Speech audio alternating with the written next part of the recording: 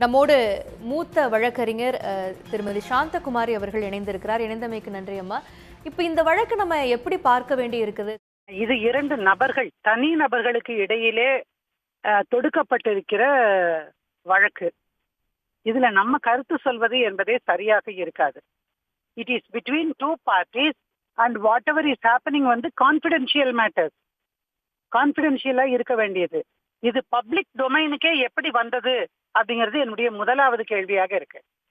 ஒரு ஆணுக்கு பெண்ணுக்கும் ஒத்து வரலன்னா இன்னைக்கு ஃபேமிலி கோர்ட்டுக்கு போறதோ, விவாகரத்து வழக்கு தாக்கல் செய்கிறதோ அல்லது ஜுடிஷியல் செப்பரேஷனுக்கு தாக்கல் செய்கிறதோ இது ஒரு சாதாரணமான விஷயம். ஆனால் அதுவே ஒரு நடிகையோ நடிகர்களோ இந்த மாதிரி விவாகரத்து வழக்க தாக்கல் செய்கிற பொழுது அது மிகப்பெரிய விஷயமாக பேசப்படுவது என்பது ரொம்ப அநாகரிகமானது நினைக்கிறேன்.